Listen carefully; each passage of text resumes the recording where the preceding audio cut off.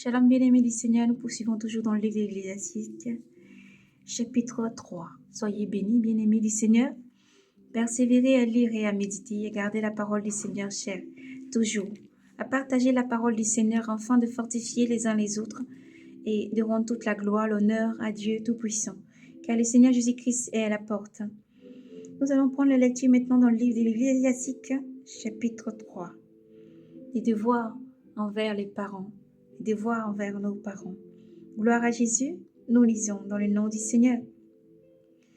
Enfants, écoutez-moi, je suis votre Père. Faites ce que je vous dis, afin d'être sauvés, car le Seigneur glorifie le Père dans ses enfants. Il fortifie le droit de la mère sur ses fils. Celui qui honore son père espère. Il expire ses fautes. Celui qui honore son père expire ses fautes. Celui qui glorifie sa mère est comme quelqu'un qui amasse un trésor. Celui qui honore son père trouvera de la joie dans ses enfants. Au jour de sa prière, il sera exaucé. Celui qui glorifie son Père verra de longs jours. Celui qui obéit au Seigneur donne satisfaction à sa mère. Celui qui craint le Seigneur honore son Père. Il sait ses parents comme son Seigneur. En acte comme en parole. Honore ton Père, afin que la bénédiction te vienne de lui. Car les bénédictions d'un Père affermit la maison de ses enfants. Mais la malédiction d'une mère en détruit les fondations. Ne te glorifie pas du déshonneur de ton Père. Il n'y a pour toi aucune gloire au déshonneur de ton Père, car c'est la gloire d'un Père que l'honneur de son Père. Et c'est une honte pour les enfants qu'une mère méprisée. Mon fils, viens en aide à ton Père dans sa vieillesse. Ne lui fais pas des peines pendant sa vie, même si son esprit faiblit, sois indulgent. Ne lui manque pas de respect, toi qui es en pleine force, car une charité faite à un père ne sera pas oubliée, et pour tes péchés, elle te vaudra réparation. Au jour de ton épreuve, Dieu se souviendra de toi. Comme glace au soleil, s'évanouiront tes péchés. Tel un blasphémateur, celui qui délaisse son père. Un maudit du Seigneur, celui qui exaspère sa mère. Mon fils, conduis tes affaires avec douceur. Conduis tes affaires avec douceur, et tu seras plus aimé qu'un homme magnificence. Plus tu es grand, plus il faut t'abaisser pour trouver grâce devant le Seigneur.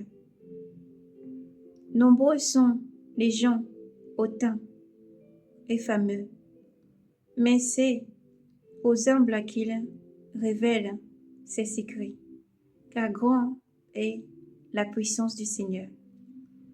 Mais il est honoré par les humbles. Ne cherche pas ce qui est trop difficile pour toi. Ne scrute pas ce qui est au-dessus de tes forces. Sur ce qui t'a été assigné, exerce ton espoir, exerce ton esprit. Tu n'as pas à t'occuper des choses mystérieuses. Ne te tracasse pas de ce qui te dépasse. L'enseignement que tu as reçu est déjà trop vaste pour l'esprit humain, car beaucoup se sont fourvoyés dans leur conception. Une opinion erronée a égaré leurs pensées. Faute de prunelle, tu manques de lumière. Si tu es dénué de science, ne fais pas de déclaration.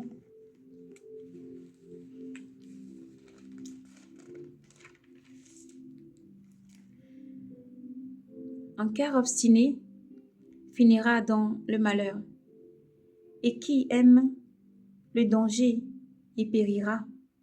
Un cœur obstiné se charge de peine. Le pécheur accumule péché sur péché.